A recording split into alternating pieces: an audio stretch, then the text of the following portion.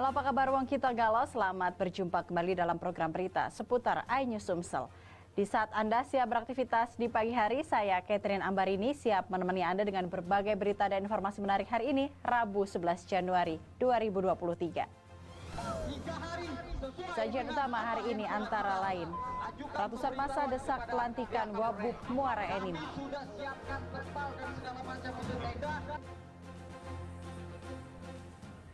KPUD Lahat bantah terima suap penerimaan PPK.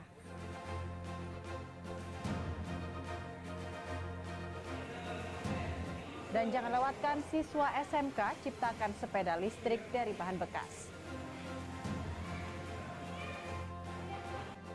Pemirsa, inilah seputar iNews Sumsel selengkapnya.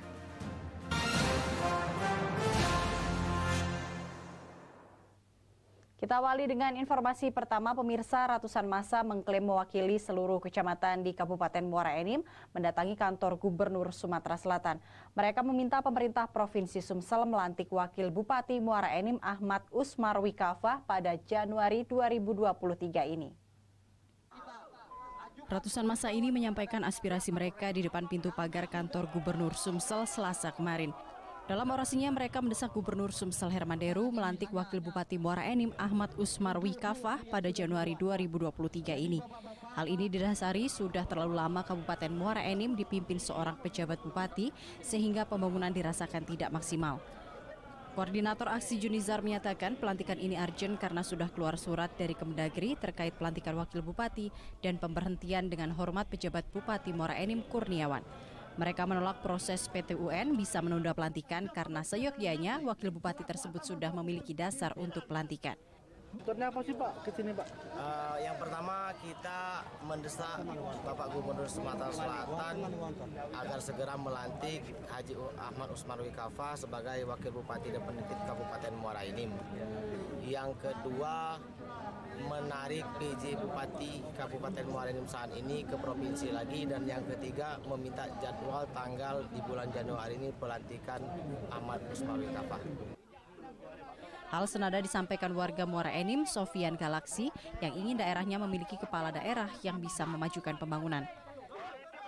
Tuntutan kami cuma satu, kami minta kepada yang terhormat Bapak Herman Deru, Gubernur Sumatera Selatan, yang kami cintai, Kiaiku Herman Deru, lantiklah Usmarwi Kafah sebagai Wakil Bupati Kabupaten Muara Enim sesuai dengan surat Kemendagri. Ratusan massa aksi ini diterima Sekda Provinsi Sumsel Supriyono yang berjanji menyampaikan aspirasi masyarakat Muara Enim ini. Dari Palembang, Bambang Irawan, iNews melaporkan. Memasuki tahap pemilu yang akan digelar tahun depan, Komisi Pemilihan Umum Kabupaten Lahat diterpa isu tak sedap. Beredar informasi KPUD Lahat diduga menerima sejumlah uang suap dari sejumlah calon panitia pemilihan kecamatan atau PPK. Tahapan pemilu serentak yang puncaknya akan digelar tahun 2024 di Kabupaten Lahat sudah diwarnai isu tak sedap. Beredar isu jika komisioner KPUD Lahat diduga menerima sejumlah uang dari sejumlah orang yang akan mengikuti seleksi PPK beredar luas. Dalam video yang beredar, nampak sosok mirip komisioner KPUD Lahat duduk di hadapan sejumlah orang lainnya, disertai narasi bahwa pertemuan tersebut membahas hasil seleksi PPK. Isu yang beredar ini dibantah Ketua KPUD Lahat Nana Priyana. Menurutnya isu tersebut tidak benar. Dirinya juga menegaskan KPUD Lahat akan menempuh jalur hukum terkait informasi yang beredar karena sudah dianggap mencemarkan nama baik. Menurut Nana, mustahil melakukan perubahan skor karena seleksi PPK menggunakan sistem komputer assisted test, di mana skor langsung muncul di layar peserta usai mengakhiri ujian. Ya nanti kita upayakan hukum terkait ada beredar berita-berita di luar. Tapi yang pasti tidak ada itu, Pak. Tidak ada. Kalau orang-orang berbicara di luar tentang A, tentang B yang tidak masuk itu tidak bisa. Informasi yang beredar sejumlah uang yang diduga diserahkan bervariasi dari 5 juta rupiah, 10 juta hingga 15 juta rupiah. Dari Lahat Balaputra, iNews melaporkan. Kita ke informasi selanjutnya, pemirsa. Pengerjaan IPAL yang ada di kawasan Jalan 16 Ilir berimbas pada kerusakan dan kemacetan kendaraan. Kerusakan jalan ini dikeluhkan warga dan pedagang. Pembangunan dan pengerjaan instalasi pengolahan air limbah di Kota Palembang yang telah berjalan sejak tahun 2021 lalu berimbas banyaknya jalan yang mengalami kerusakan hingga kemacetan di berbagai titik. Salah satunya jalan yang ada di kawasan 16 Ilir. Sejak berlangsungnya pengerjaan titik IPAL, jalan ini pun rusak parah. Bahkan aktivitas yang ada di Pasar 16 terganggu. Pasalnya jalan rusak dan berlumpur membuat malas para pembeli yang berimbas anjloknya omset para pedagang. Mana Pak? Jalan ini biasa kan? Balik lagi bagus ini Pak ya? Sudah berapa lama nih Pak becek ini? 6 bulan lah. 6 bulanan Pak ya? Sekarang kan inilah belanja kurang. Dampaknya lah jadi wong sepi jadi Pak ya? Iya. Kalau tidak hujan kan becek. Kalau hujan hancur main. Wakil Wali Kota Palembang pun meninjau lokasi serta dalam waktu dekat akan memanggil pihak pengelola PT Waskita Karya dan Adikarya untuk mempertanggungjawabkan hal ini. Dan mereka mengeluhkan bahwa jalan, terutama jalan yang memang kawasan produktif seperti ini rusak parah, ditambah lagi mungkin drainasenya tidak berfungsi dengan baik, dan juga ada beberapa penutupan pembangunan IPAL ini sendiri yang mereka anggap masih belum juga relevan atau sempurna. Itu mereka keluhkan untuk supaya nanti disampaikan kepada Waskita atau Adikarya yang mungkin siapapun yang bertanggung jawab untuk pihak ketiga untuk pembangunan ini.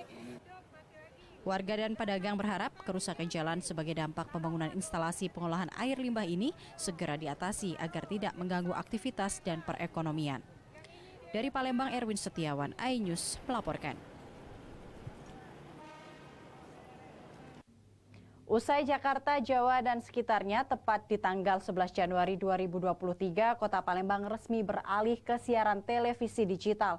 Untuk tetap dapat menikmati siaran televisi, warga Kota Palembang berburu set-top box yang berimbas meningkatnya omset para pedagang. Tepat di tanggal 11 Januari 2023, Kota Palembang resmi beralih dari siaran televisi analog ke siaran televisi digital. Peralihan siaran televisi digital ini banyak dikeluhkan warga yang mengaku terkendala pembelian set-top box. Di sisi lain, warga juga terpaksa harus membeli set-top box untuk tetap dapat menikmati siaran televisi. Salah satunya Anwar yang telah beralih menggunakan set-top box, keluarganya tetap bisa menikmati berbagai program televisi digital. Ya, tanggapannya itu kan imbauan pemerintah ya. Jadi kalau tanggapannya disuruh ganti, ya bagi yang mampu sebenarnya tidak masalah langsung ganti. Tapi bagi yang kurang mampu ini yang susah kan. Jadi kalau masyarakat yang kurang mampu, mereka tidak bisa menikmati lagi siaran televisi, terutama kan berita, informasi juga. Set-top box dijual berkisar antara Rp200.000 hingga Rp250.000 dan berimbas pada meningkatnya omset penjualan set-top box. Streamingnya sih banyak jenis, cuma kalau kita cuma jual 2 macam ini aja. Kenapa kita memilih cuma 2 macam ini kok? Harganya lebih terjangkau dan yang banyak dicari juga. Banyak dicari. Warga berharap pemerintah memberikan bantuan perangkat set-top box agar masyarakat kurang mampu tetap dapat menikmati atau menonton televisi. Dari Palembang, Erwin Setiawan, iNews melaporkan.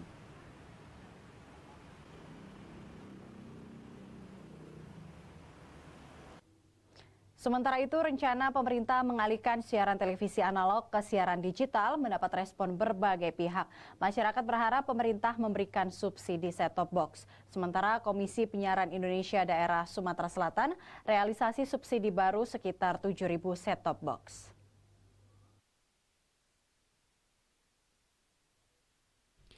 Dalam edaran flyer yang dibagikan melalui sejumlah media sosial, Komisi Penyiaran Daerah Sumatera Selatan menyebutkan pengalihan siaran televisi analog ke televisi digital pada zona Sumatera Selatan 1 akan mulai diberlakukan pada 10 Januari 2023 pukul 24 waktu Indonesia Barat.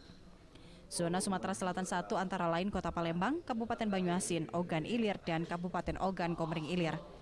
Wilayah ini nantinya tidak dapat lagi menikmati siaran televisi analog dan sudah beralih ke siaran televisi digital dengan menambahkan perangkat set-top box pada pesawat televisi. Peralihan televisi analog ke siaran televisi digital mendapat respon masyarakat Kota Palembang. Mereka mendukung gerakan peralihan siaran televisi tersebut, namun berharap adanya pembagian subsidi perangkat set-top box terlebih dahulu sebelum memberlakukan peralihan siaran televisi digital. Harga seperangkat set-top box yang mahal dan tidak terjangkau masih menjadi kendala utama masyarakat. Masyarakat yang kelas menengah ke bawah harus ada solusinya, diberikan bantuan set-box itu sendiri atau seperti apa, karena kalau langsung tiba-tiba seperti ini kayak masyarakat keberatan karena memang membeli alat itu kan nggak murah gitu. Komisioner KPID Sumatera Selatan Nova Rizal menyatakan pihaknya ikut mensosialisasikan program pemerintah. Setidaknya sudah ada sekitar 7.000 perangkat set-top box yang dibagikan kepada masyarakat dari total 47.000 perangkat. Kalau informasi yang kami terima untuk Sumsel itu sekitar 47.000 STB. Dan yang terbagi baru sekitar 7.000-an kalau menurut data dari penyediamu. Nah itu. Setelah nantinya dilakukan peralihan siaran televisi analog ke siaran televisi digital, KPID Sumsel akan melakukan pengawasan perizinan dan kelembagaan dalam penyiaran. Dari Palembang, Muhammad Riza Fahlevi, iNews melaporkan. Siswa SMK ciptakan sepeda listrik dari bahan bekas. Saksikan beritanya sesaat lagi.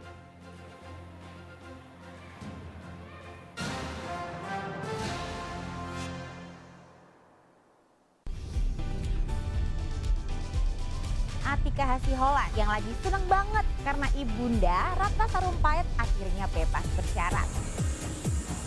Kali ini Ruben akan melaporkan oknum yang dianggap menghina Betan dan Thalia Onsu. Digelar di Ivar, pasangan ini sampai merogoh kocek ratusan juta rupiah demi menggelar pesta meriah.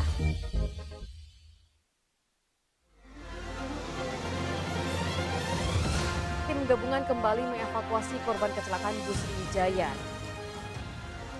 Pemirsa, polisi akan mengumumkan hasil uji balistik penembakan gedung DPR. Pemirsa, razia minuman keras di Tangerang, Banten diwarnai kejar-kejaran polisi dan beberapa pemuda mabuk.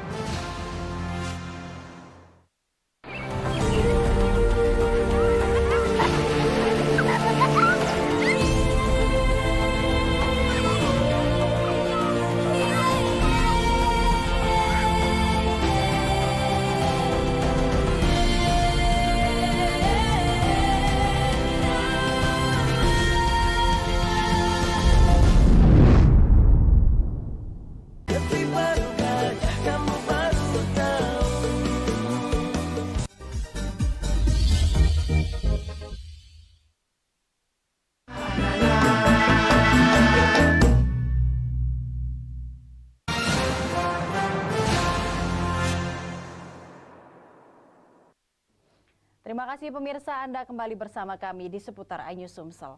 Pemirsa, tim gabungan Polrestabes Palembang bersama Direktorat Kriminal Khusus Polda Sumsel menggerebek gudang penyimpanan BBM ilegal. 2 pelaku, salah satu di antaranya pemilik gudang, diamankan bersama barang bukti 40 ton BBM. Lokasi gudang yang digerebek ini berada di Jalan Maijen Satibi Darwis, Kelurahan Keramasan, Kecamatan Kertapati, Palembang.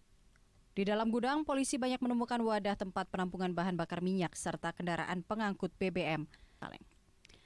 Saat dilakukan pemeriksaan, polisi menemukan 14 buah baby tank 1.000 liter dan 4 buah drum kaleng kapasitas 200 liter berisikan BBM jenis solar. Polisi juga menemukan 20 buah baby tank kapasitas 1.000 liter berisi BBM solar tiruan atau oplosan.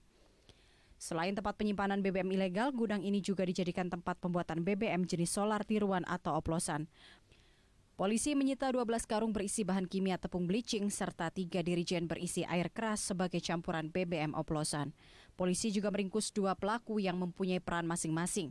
Dalam sehari mereka bisa mengolah BBM solar oplosan sebanyak 10 ton dan berjalan baru 1 bulan terakhir untuk keperluan BBM industri.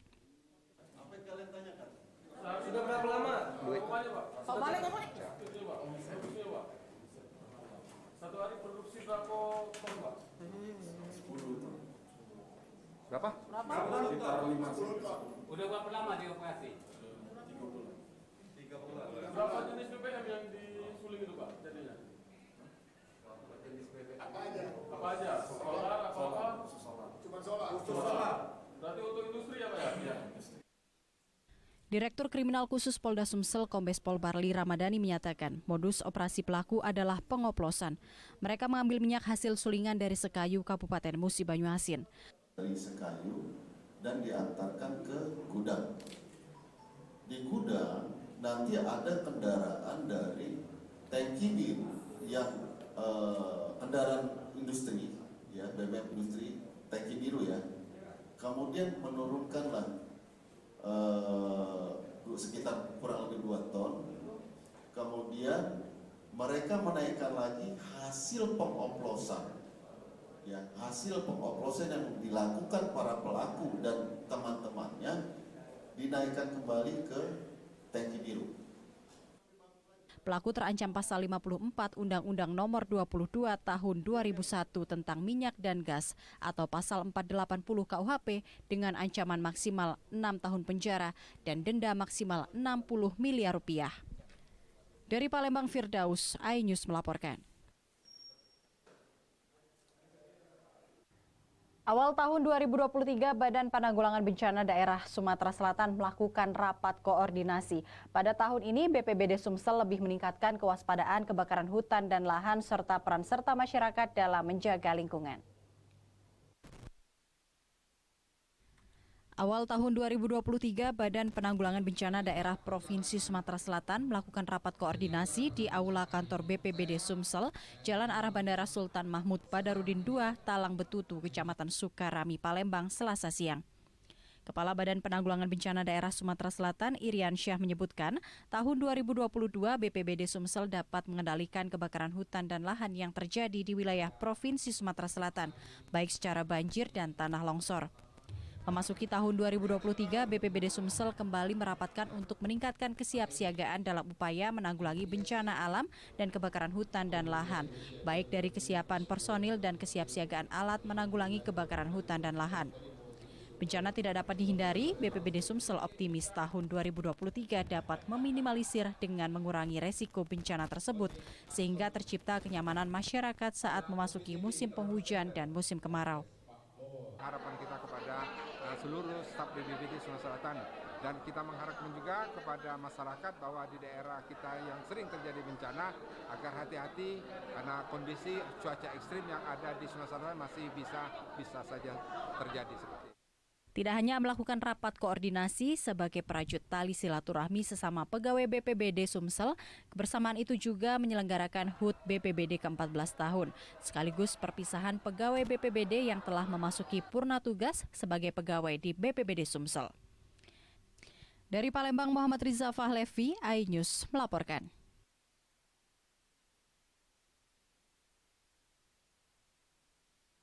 Ya pemirsa, siswa SMK Negeri 2 Palembang berinovasi menciptakan sepeda umum menjadi sepeda listrik mirip sepeda motor. Sepeda listrik ini mempunyai tenaga daya dinamo 20 hingga 30 km per jam yang terpasang di dalam box sepeda. Muhammad Nabil Aldenri, siswa SMK Negeri 2 Palembang, mampu menciptakan sepeda listrik bermodal dari besi tua bahan bekas yang mudah dicari di agen penjual barang bekas. Ia mengerjakan pembuatan sepeda listrik bersama temannya, Andika Rizky Pratama. Dirinya membuat sepeda listrik karena ingin menciptakan kendaraan ramah lingkungan dan bisa menyehatkan. Proses pembuatan sepeda ini dilakukan keduanya sejak 3 bulan terakhir. Sepeda listrik yang diciptakan dua siswa ini menggunakan bahan mesin dinamo BLDC daya 350 watt, hand grip terdapat potensium wattmeter dan sudah terpasang satu set kabel controller DC dan dilengkapi 2 buah aki 12 volt, mempunyai kecepatan 20 hingga 30 km per jam. Awal pembuatannya ini sejak akhir November, kan proses pembuatannya pada saat awal Desember baru dikerjakan proses. Kepala Sekolah SMK Negeri 2 Palembang, Suparman, menyatakan sepeda listrik ciptaan siswanya ini rencananya akan dilakukan tahap pengujian. Ya mungkin kita kerjasama nanti. Kita ada motor yang dibuat ya oleh pabrikan, itu Kimco dan Smooth. Dan mungkin kalau kita untuk produk, ya produk ini nanti kita akan uji lisensinya. Sepeda listrik ciptaan SMK Negeri 2 Palembang ini merupakan hasil produk massal dibimbing langsung guru di sekolah. Dari Palembang, Apriansyah Karim, iNews melaporkan. Pemirsa, demikian sajian seputar iNews Sumsel hari ini. Terus saksikan seputar iNews Sumsel setiap Senin hingga Rabu pukul 5.30 pagi waktu Indonesia Barat. Saya, Catherine Ambarini, sampai jumpa.